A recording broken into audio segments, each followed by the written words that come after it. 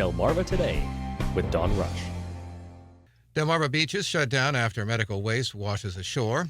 Ocean City officials investigate a hit-and-run accident that left a teen critically injured. This year could be the last year for a rainbow crosswalk in Salisbury if the mayor gets his way. And we'll look at the influence of corporate money on our political campaigns. Welcome to Delmarva Today. This is Don Rush. We now turn to Coastal Point reporter Susan Canfora. Welcome to the program. Thank you, Don. So, Susan, the big news has been the closure of the beaches up and down the Delmarva coastline. This is due to the medical waste that washed ashore. What do we know? What's the latest? The beaches in Bethany Beach, Fenwick Island, Ocean City, Rehoboth Beach, Dewey Beach, Chincoteague, and Assateague were all closed starting as the week began because of medical waste washing up on those beaches. Hypodermic needles, pill bottles, pieces of plastic, and other items were discovered on these beaches, but by late this week, Joe Theobald, the Director of Emergency Services in Ocean City, said he hoped to have the beaches open by this weekend.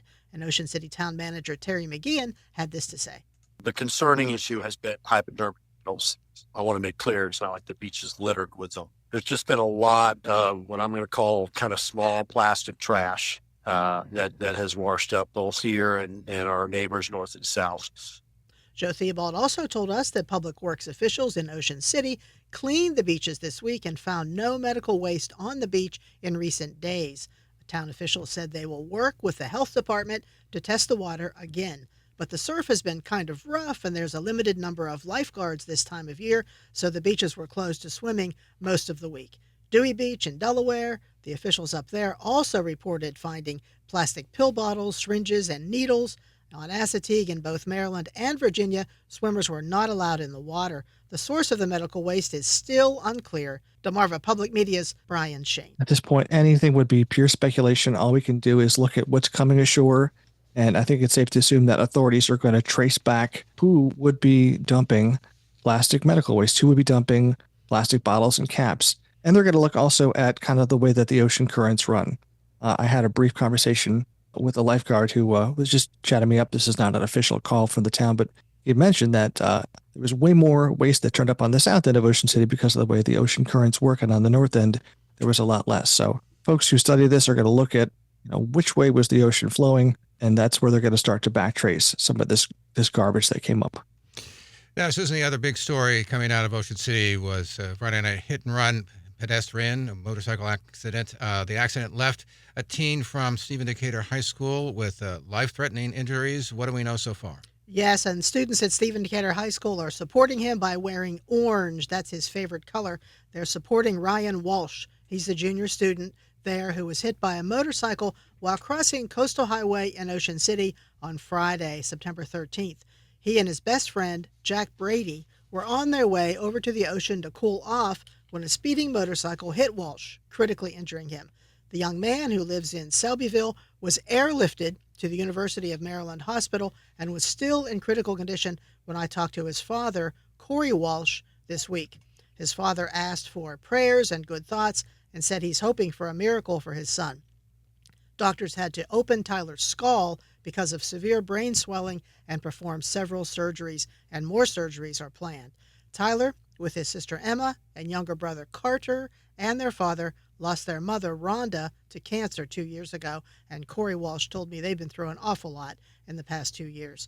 Jack Brady, who, as I said, is Tyler's best friend, established a GoFundMe page to help the family pay for the mounting medical bills. Jack was there with Tyler when the motorcycle hit his friend from the side. He said it happened so fast Tyler never had a chance. The two are close friends, and Jack told me Tyler is the most loyal kid I know. He said he loves to have fun and laugh, and that as they were walking to the beach that night, like boys do, they were talking about girls. That's what we usually do, Jack told me. Donations to that GoFundMe page reached $43,000 at midweek, and it's still increasing. If you'd like to help, look for the GoFundMe page named Community Support for Tyler Walsh.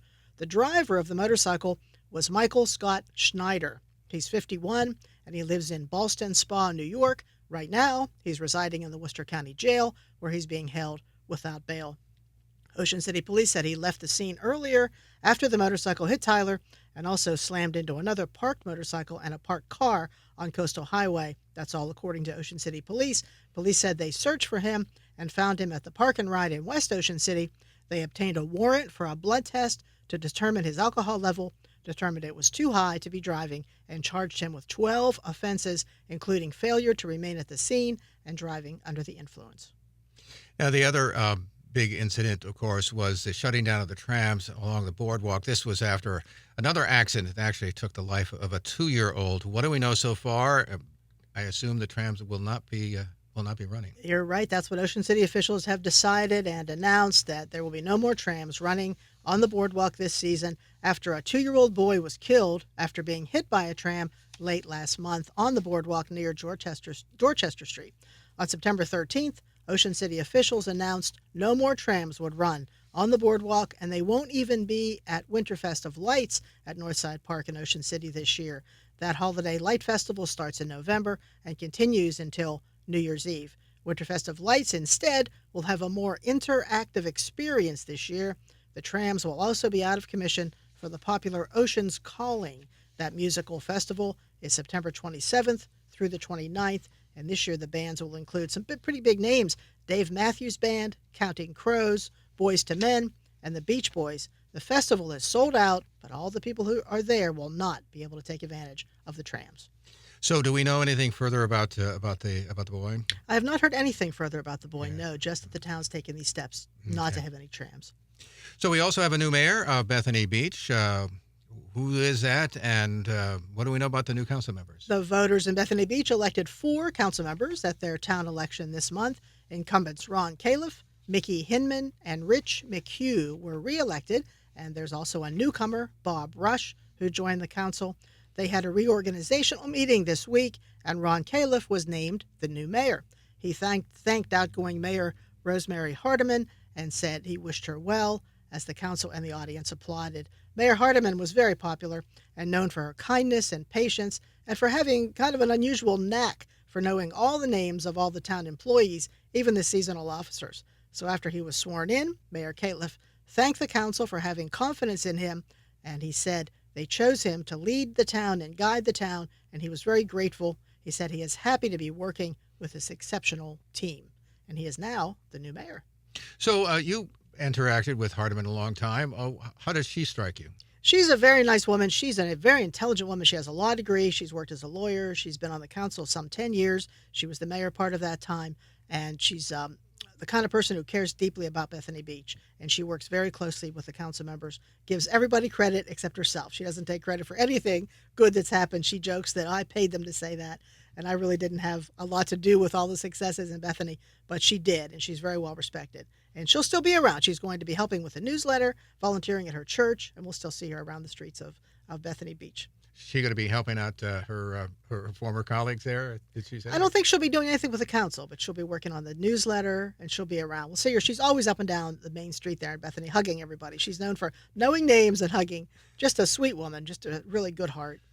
So, by the way, now in terms of the new people on the council and the new mayor, any new direction there? Is it or is it going to be an extension of it? What do we know in terms of? They have certain things they've been working on. One of them is flooding. They have a problem with flooding. Bethany Beach is below sea level, and they have a problem with flooding, especially during bad storms. They have a problem, like all the resorts, with parking, finding enough parking, and they did have a problem with the police chief, but they took care of that. They have a new police chief now. Those are the things they're working on. The budget is in good shape. The finances are in good shape. The town is clean and fairly safe. They really have a nice little town there. And what they all have told me is we're going to work to keep it that way, the cute, fun little town that Bethany Beach is. And, of course, the police department is sort of emerging, I guess, from their own troubles. Tell me a little bit about that and what things look like going forward. As you know, early this year, the police chief was fired for inappropriately handling funds, as well as his assistant chief. And the new chief was put in from within. They hired from within, Patrick Foley, and his assistant is Justin Norman. He's the captain under Patrick Foley, and Mayor Hardiman told me that morale has soared since these two gentlemen took over. For a while there, they weren't sure who was in charge, and there was some fumbling around, and while they took care of all the details. But now things seem to be much better. Everybody seems to be happy on the police force, and things are moving forward for Little Bethany Beach. So, I mean, because I understand that there was this emphasis on deciding to try to hire within rather than looking beyond. That Mayor Hardiman gave the town manager, Cliff Grevier full credit for that. She said there was some discussion about, doing a national search like a lot of towns do for police chiefs. But he said, no, we raised these guys. We saw them since they were seasonal officers 20-some years ago. Let's hire from within. And she said it worked very well. So also I understand there's legislation to deal with this dune breach. I guess there have been 2 of them this year along Route 1 near the Indian River Inlet. What do we know about the legislation? Any money coming? There have been breaches, and Delaware Governor John Carney has taken action after 2 breaches this year, and then that recent near breach of coastal dunes just north of the Indian River Inlet pretty recently. The State Department of Transportation plans to add additional metal sheets, and DENREC is going to perform an emergency sand replenishment project in the coming months, and that project will protect the beach and the Delaware Route 1 during the winter storm season. That's all according to a news release from Governor Carney's office. The governor's office also said state crews have been doing repair work over the last month. There's still a threat to the dunes and the highway at high tide. He said DelDOT, that's the Delaware Department of Transportation, is planning to add sheet pile, that is sheets of steel installed vertically into the ground to create a wall, and that wall will protect the roadway.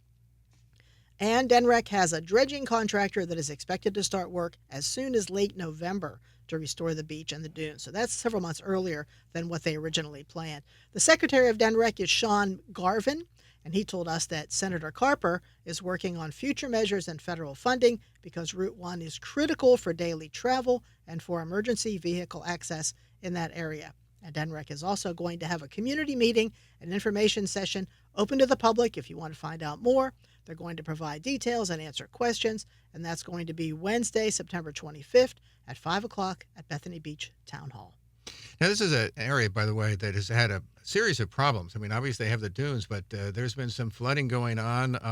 I've seen pictures of where Route 1, it's gone, except for it's underneath the water, as it were. They have had flooding. You've seen waves come up over the highway there and lap up against the bridge, and people have been afraid to drive there.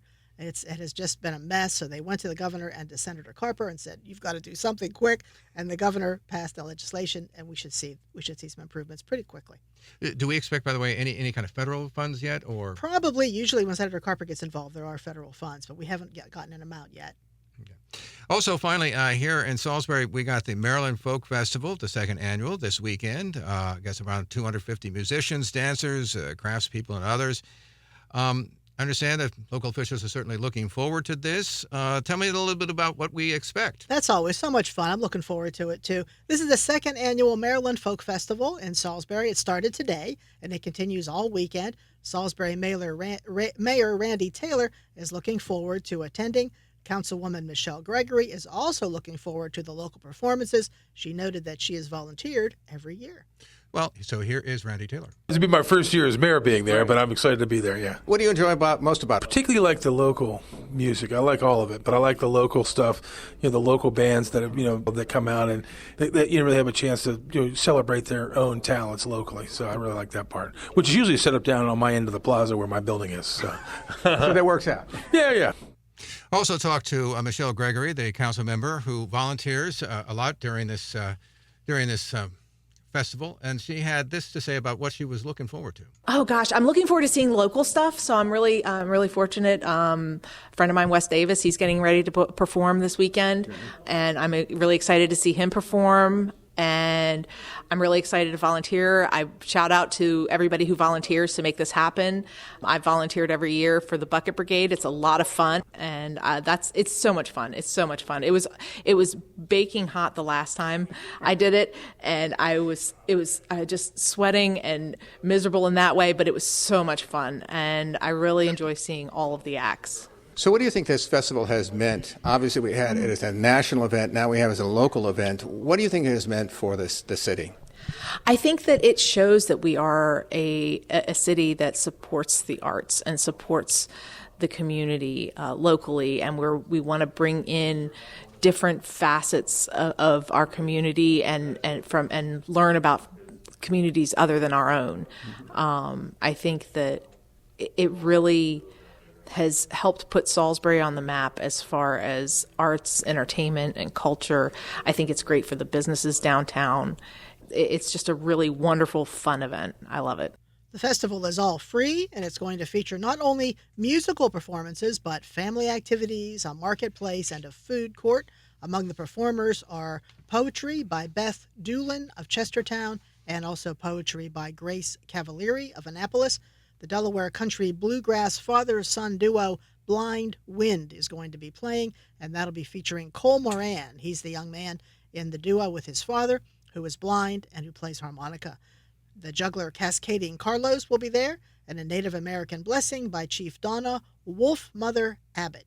DuPont Brass will be playing, and you will find the entire list of performers and the schedule at www.mdfolkfest.com. So I'm thinking you've stopped by there. What do you think? I have mean, stopped by there many times. Yeah, I like the food. I like seeing how many people from everywhere. You'll see all your friends. I remember the first year when Jake Day, our former mayor, Jake Day, started it, and Governor Hogan was there. There was a parade to announce it at the beginning. I don't know if they do that now, but that was the very first one. And there were so many performances. People were just trying to get to each one. They were rushing to end one and get to the next one. So much fun and music. It was a beautiful day. It's just a really nice day to meet people and make new friends and enjoy all the talent. So much talent from this area. I also understand, by the way, that there is some projected rain over the weekend. I know last year there was at least one raining. I mean, yeah, I think it was last year that one of the tents blew over, and they had not many. Still, some people came out there. Some diehard fans came out, and they still had performances. But we're hoping that doesn't stop it this year. That's right. We're not weather forecasters, so we don't know. We don't know. We'll be there I'll be there anyhow. There you go. It'll be a lot of fun. Finally, from Washington, Maryland Congressman Andy Harris has become the new leader of the ultra-conservative Freedom Caucus. He succeeds Republican Bob Good after the Virginian was defeated in his primary. Harris will serve through the end of 2024. The future chairmanship of the group will not be decided until after the presidential election. Harris is seen as a new path forward for the caucus, which has been deeply divided over legislative tactics. And we have been speaking, of course, with our Coastal Point reporter, Susan Canfora. Appreciate you stopping by and chatting with us. Always a pleasure.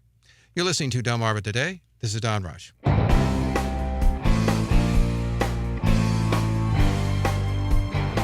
Delmarva Today with Don Rush.